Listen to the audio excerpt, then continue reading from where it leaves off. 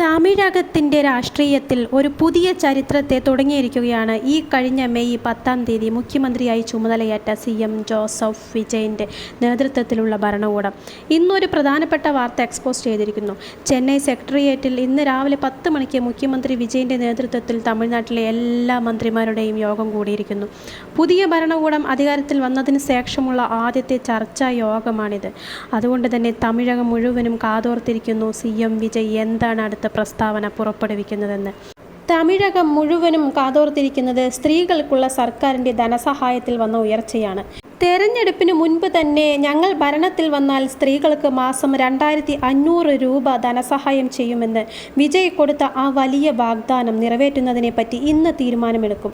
ഇതിനു വേണ്ടിയുള്ള ഫണ്ടിനെ പറ്റിയും രേഖകളെ പറ്റിയും ഇന്ന് നടക്കുന്ന യോഗത്തിൽ ചർച്ച ചെയ്യും.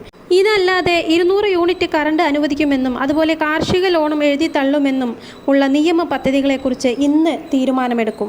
ഭരണപരമായി നോക്കിയാൽ പുതിയ ഭരണത്തിൻ്റെ ബഡ്ജറ്റ് തയ്യാറാക്കുന്ന ജോലികളും അതുപോലെ ഓരോ വകുപ്പിനും അനുവദിക്കുന്ന ഫണ്ടിനെ പറ്റിയും ഇന്നത്തെ ചർച്ചാ യോഗത്തിൽ സംസാരിക്കും. മുഖ്യമായും കഴിഞ്ഞ കുറച്ച് ദിവസങ്ങളായി തമിഴകത്തിൽ വിവാദമായി മാറിയ ടാസ്മാക് പ്രശ്നങ്ങളെപ്പറ്റിയും CM വിജയ് പ്രാധാന്യം കൊടുക്കും.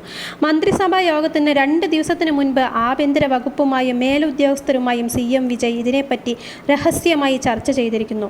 ഇതെല്ലാം നോക്കുമ്പോൾ മദ്യനിരോധനത്തിന് കടുകട്ടിയായിട്ടുള്ള നിയമനിർദ്ദേശങ്ങൾ തന്നെ കാണുമെന്ന് പ്രതീക്ഷിക്കാം. ഈ മന്ത്രിസഭാ യോഗത്തിൽ തമിഴ്നാട്ടിലെ ജനങ്ങൾക്ക് ആവശ്യമായ വരുമാന മാർഗത്തെയോ ജീവിക്കാനുള്ള അടിസ്ഥാന സ്രോതസ്സിനെയോ പറ്റിയുള്ള അറിയിപ്പുകൾ പുറത്തുവരും എന്ന് കരുതുന്നു. അതുപോലെ പൊതുജനങ്ങളുടെ ബഡ്ജറ്റിനെ പറ്റിയും സ്ത്രീകളുടെ സുരക്ഷയെക്കുറിച്ചുമുള്ള ഔദ്യോഗിക അറിയിപ്പിനായും തമിഴകം കാത്തിരിക്കുന്നു.